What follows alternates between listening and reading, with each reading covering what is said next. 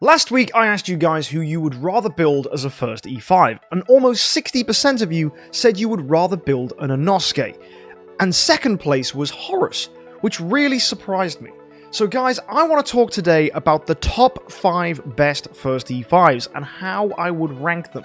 This is going to surprise a lot of you, and I imagine a lot of you at first will not agree with this list, but hopefully after I explain myself and break down the reasons for why I have ranked the heroes how I have, you will begin to agree with me and understand why a lot of you are overrating some heroes and underrating others. So guys, let's go check out my top 5 first E5 heroes.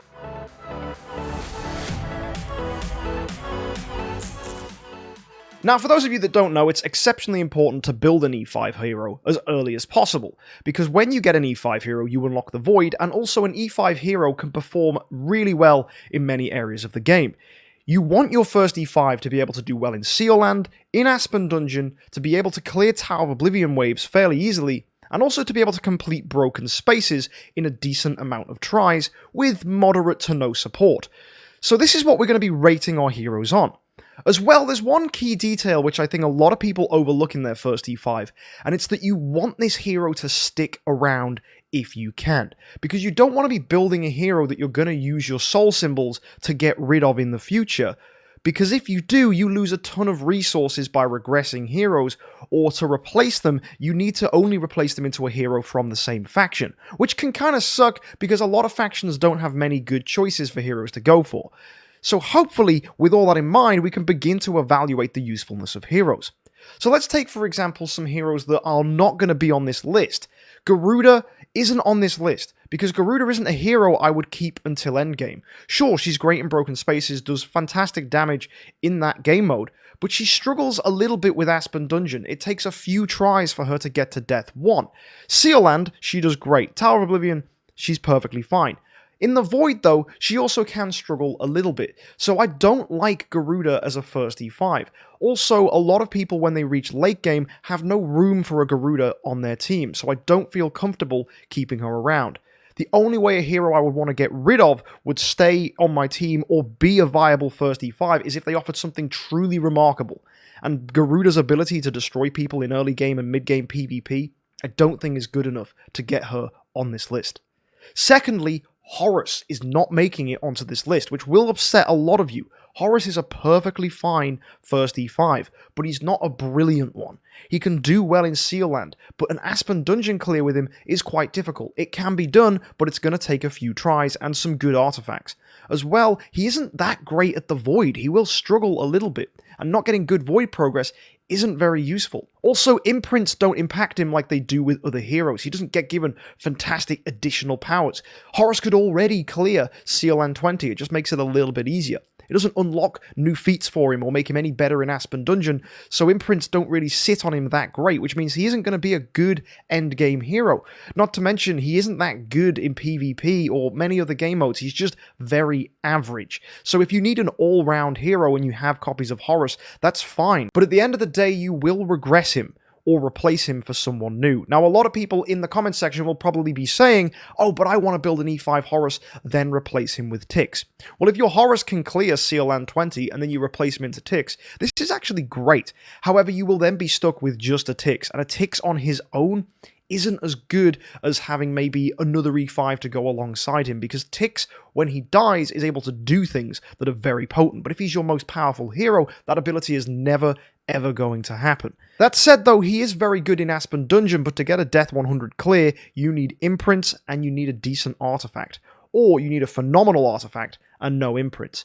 Both of those things take time, so if Tix is your first E5, you won't have those things at your disposal. You especially won't have imprints. So Tix won't be able to do those fantastic things, and he doesn't have inbuilt healing or anything to keep him alive, so he will be a bit of a squishy and anticlimactic E5 if he's your only E5 because you replaced your Horus to become Tix. So again, I'm not going to mention that. And as well, Tix doesn't make this list. A fantastic hero, phenomenal E5, but just doesn't have self-sustain or anything you'd want from a first E5, so is best avoided until maybe your second or third E5 hero. Other heroes I'm going to give an honourable mention to are Delasium, who can clear Seal Land 20, Cthugha, who's a pretty average all-rounder hero, but honestly I'd rather build Horus, and that's saying something. And I also want to clear a misconception that was made in the first season of our free-to-play series. Rogan is not a good first E5. Don't build a Rogan as a first E5 at all. Sure, he can get to death 1, but a lot of heroes can do that, and honestly, I don't think that's good enough to say that a hero is good. He struggles at Seal Land massively, and he's garbage in the Void. Don't build Rogan as a first E5. So with all that said, let's begin to break down our heroes that make it into this top 5 list. I'm going to be considering whether heroes have good longevity, how accessible they are compared to how much resources you need to use to get copies of them, as well how viable they are in the many areas of the game that you want a good hero early on to smash through. So you need Aspen Dungeon, Broken Spaces, Seal Land, all these things you want that hero to do well at, and also in the Void, because performance in the Void is key to get those imprints, which will push you further in the game. So guys, let's begin with number 5. In 5th place, we have Russell, a hero that has to be on this list because Russell is phenomenal. The only thing that sets Russell back as a hero is the fact he is a light hero, and it's hard to get light and dark heroes built because it requires many copies of heroes from the light and dark faction. As well, light and dark heroes are harder to obtain than other heroes. However, Russell has a phenomenal active skill which smashes really hard, and if used well in Aspen Dungeon, can clear you easily up to death 50. On top of this, he is capable of dealing a massive amount of damage in Broken Spaces, he is able to clear Seal Land 20 in the Light faction, and is great across many game modes like the Void and PvP. Russell is a phenomenal example of what you want from an early E5. He even has inbuilt healing from his final passive, so this is all fantastic stuff. However, because he's so difficult to obtain, I cannot push him higher on this list because for the majority of players, building a Russell is not an option. Unless you're going to spend tons and tons and tons of money, Russell is not a hero that you're going to want to build as a first E5. It is always best to stick to non-light and dark heroes, either from the Shadow, Abyss, Forest, or Fortress factions. So Russell only gets 5th place. In 4th place, we have a hero that was a new addition last month, Eloise. Eloise is actually brilliant. She's capable of dealing a lot of damage and clearing through many interesting game modes. For example, she can push through Explorer in the Void, which is amazing, so it's great to see that Eloise has a usefulness in the Void. She's also great in Shadow Seal Land and will hit through that very well. She has some usefulness in PvP, and she's also able to do pretty well in Aspen Dungeon due to her inbuilt healing that comes from her Scared Soul. So Eloise is just fantastic. Good all-round hero, an upgraded version of Horus. So if you wanted to build Horus as your first E5, I'd actually recommend Eloise because she's better, will have more longevity, and is just a much more substantial hero that will be relevant for a much longer time in the game. You'll keep her around for a very long period. I don't even know if you'll be regressing her because she's going to be decent in PvP, she'll be very helpful in the Void, and it's going to be difficult to want to get rid of her. So Eloise gets 4th place on this list. 3rd place is going to shock you all. It's Inosuke. He is not the number 1 on this list for one simple reason. Endgame players will want to regress Inosuke. Inosuke doesn't really offer a lot. In fact, you'd rather give Inosuke a glittery or better magic stone sword and just use him in the Gate of the Void to farm through Void corruption. If you haven't seen my videos of how to abuse Inosuke in the Void, go and check that out. I'll link it in the top corner of the screen. But what you'll see from those videos is you do not need an E5 Inosuke to do well. That said, Inosuke can clear through Fortress Seal Land very easily, is exceptional in Tower of Oblivion, and is very powerful in Broken Spaces. One shortcoming of Inosuke is he struggles with Aspen Dungeon. It is doable for him to get through Aspen Dungeon, but he will struggle. Does that mean he's bad? No, he's actually fantastic and gets 3rd place on this list. But does he offer anything that's going to really push your game progress, or is he just a good all-round first E5? Well, he doesn't offer anything unique. Many heroes can do Seal Land, many heroes can do Tower of Oblivion, many heroes can do Broken Spaces. Inosuke is just good. He is consistent, and you don't have to be intelligent to use an Inosuke well. He is a very brainless hero that puts up these shields that protect him, meaning he takes no damage. It is not difficult to use an Inosuke well, and I would actually recommend Inosuke to brand new, especially free-to-play players, because Inosuke is going to be around and relevant on your account for a very long time. But for players looking for something a little more nuanced, something that maybe requires a little more skill, and even something that's going to be a little more beneficial for you in the long term, Inosuke is not that hero. For one simple reason. When you get to endgame, you will want to regress him. There is no reason to keep an Inosuke around in endgame. He is phenomenal in early game. but from endgame onwards, you will not be using a Inosuke because combination and synergy between heroes becomes unlocked by having multiple E5s, and that is where Inosuke doesn't really offer much. Inosuke is a one-man army. He does everything for himself, and that means he's great early on. But once your heroes are working together, you can get a lot more progress from cleverly built teams than an Inosuke can bring you. Inosuke is a fantastic hero. I would recommend him as a first E5, but for people looking for something a little more nuanced, let's look at the next two heroes. Number 2 is Penny. A hero many of you underrate. Lots of you don't even realize how good Penny is now that she gets Void Imprints. The common narrative was that Horus was a better first E5 than Penny back when Void Imprints weren't a thing. When Void Imprints came out, Penny and Horus both didn't get them, which sucked, which again meant no one was looking at Horus and Penny as first E5s. Then, Void Imprints were added to Penny and Horus, and things changed. A Penny with Void Imprints is phenomenal. So once you unlock Penny, what does she offer you as an E5? Well, a Penny can clear through Seal Land 20. It's difficult, requires some clever team building, but it's doable. As well, she's going to be great in PvP, something that can't be said for a lot of these heroes. She's going to be able to clear broken spaces, potentially not as well as other heroes, but will be able to do it in the tickets that you're given if you're smart and have a good, well-built team. As well, in Tower of Oblivion, she's going to be able to pop through very easily. An Aspen Dungeon. This is where Penny is secretly the best hero in the game if you are trying to prioritize Aspen Dungeon. Penny is the only hero outside of Tix that can clear Aspen Dungeon to Death 100 that is a non-transcendence hero. That is an incredible feat for a hero to have. Many people regard Tix as the best hero in the game because he is a one-man army that can clear through Aspen Dungeon, and a lot of people want to pick up a Tix copy for this reason. However, Tix doesn't offer anything that you'd want from a first E5. Penny does. She has sustain, she can protect herself, she can stay alive, she's great in Seal Land, she's able to clear things that Tix just can't. She is like a Tix, but slightly worse at Aspen Dungeon, but better at everything else. And that makes Penny a phenomenal first E5. Not to mention, she is given away so easily. In Guild Shop, you can buy copies of her. In Brave Trial, you can pick up copies of her. As well, they just give her away in pretty much every other shelter mission. Penny is so easy to get your hands on and is one of the best first E5s in the game.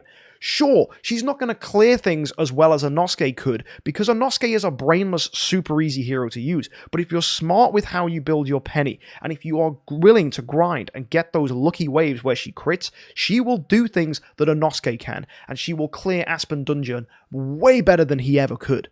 In the Void, she's going to pop off and deal a ton of damage and just spread kill heroes. And when you get more heroes, she's going to complement them. Okay, Inosuke is going to do very well in the Void as well. He's probably going to do better than Penny. But the important thing is, once you get imprints on Penny, she is clearing Aspen Dungeon for you, because there's waves that other heroes struggle with. Even Russell cannot clear Aspen Dungeon to Death 100 because Penny shuts him down. Penny has this ability called Reflection Armor, which reflects damage back onto an opponent. In Aspen Dungeon, Russell deals so much damage that he kills himself with his own active skill because Penny reflects it back to him and he dies. That makes Penny horrible for Russell to deal with, and if you get a Penny wave in Aspen Dungeon and you're trying to solo through with a Russell, he's going to die. And Tix and Penny are the only heroes that can attack quick enough to hit the opposing Penny before she gets a basic attack and puts up reflective armor. As well, your own Penny has reflective armor and these fantastic abilities which really shock people in game modes like PvP.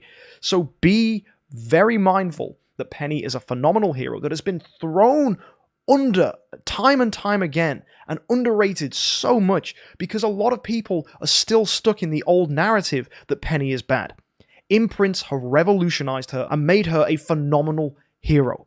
There are videos out there saying that when should I get rid of a Penny or should I regress a Penny? These videos are outdated. They are old, they are pointless. There are videos where I have removed pennies from people's accounts. Again, these are old and outdated. Penny has been refreshed. She is new and imprints have unlocked things in her which she didn't have before. So guys, Penny is a phenomenal first E5, she will do well, and after a month or two of grinding in the Void, you'll get her to V2, you'll unlock some amazing powers in her, and she will clear Aspen Dungeon.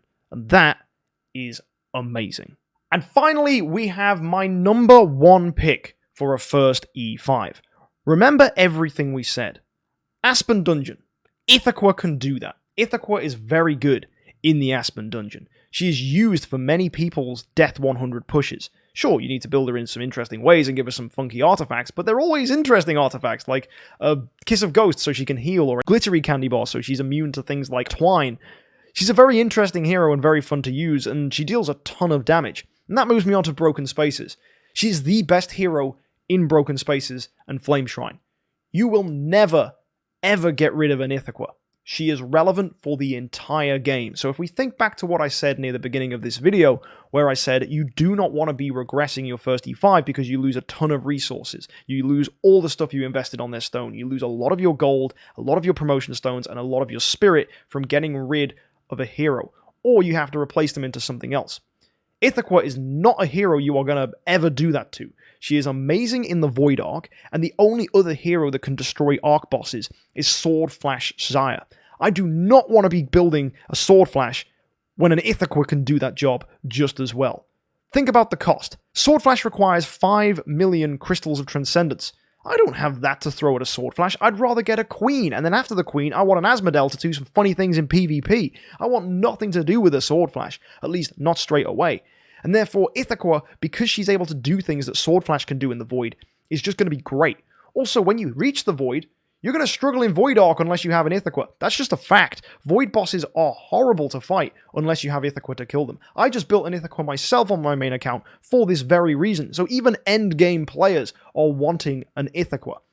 Ithaca can do Sealand 20 very easily. In fact, without imprints, she can get to Sealand 17, and then when you finally get imprints on her or give her some heroes to work alongside her, Sealand 20 is cleared. And this moves me on to my next point. In my opinion, if you build an Ithaca as your first E5, you've probably been doing lots of Prophet Orbs in the Shadow faction, and have hopefully been picking up copies of Tix. Therefore, Tix is an obvious second E5. And with Ithaca plus Tix, that is Shadow Sealand done. And Ithaca will get you through many game modes like Broken Spaces, and Tix will destroy Aspen Dungeon. So together, building an Ithaca as your first E5, then a Tix as your second E5 is the single best decision I think any player can do starting this game, whether you spend or whether you don't.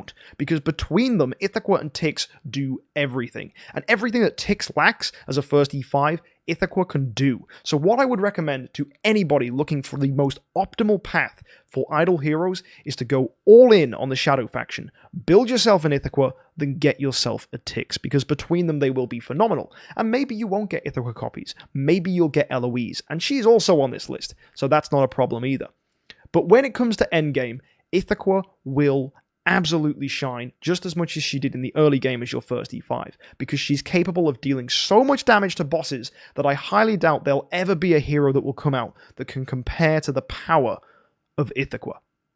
So that's what makes her, in my opinion, the best first E5. There are heroes on this list that will do better in other game modes, and there are going to be people down in the comments section that go, well, Inosuke can do this. I know he can, but so can Ithaca with the right build. It's just not as easy. So if you want an easy, brain-dead, a hero that's going to just clear things for you super, super fine, build yourself an Inosuke. That's okay. But if you want a more strategic path forwards, if you want to build the most optimal route where you're making heroes that you're never going to get rid of and are going to help your account forever, Ithaca is the choice, because Ithaca is relevant for the entire game. And that's what makes her the best first E5. So it's my guess a lot of you were not expecting this list to be the way it was, but hopefully my arguments have been convincing enough for you to realize why I've made the heroes in the order I have made them. Inosuke is fine. Inosuke, for many of you, can still be your number one, but that's because he's just very easy to throw into things, and he will just attack them, do his thing, and you win. But for a more nuanced approach going forwards, Ithaca and Penny offer something Inosuke doesn't. Penny can clear Aspen Dungeon. Ithaca will be relevant for the entire game, doing Broken Spaces and Flame Shrine and Void bosses for months and months, if not years, to come. That is something that cannot be said about Inosuke. You will eventually get rid of him and lose a ton of resources. And when it comes to really optimizing your progress and optimizing how you move forwards, knowing that you're going to regress a hero or replace a hero isn't that great. And that's what makes Ithaca the top pick, because you're never ever going to get rid of her. So every resource you're going to put into her is going to be relevant at the beginning as much as it is at the end of the game. So hopefully that's convinced you. If you don't agree with this list, that's fine. Put your comments down below. Let me hear your arguments. I want to know what you guys think. But in my opinion, this is the priority order. Any hero on this list is still fantastic. They're still a great first E5. But if I was given the choice of 9 copies of Ithaca and 9 copies of Inosuke, if I was a spender, free to play, in the middle, doesn't matter, I would always choose Ithaca every time.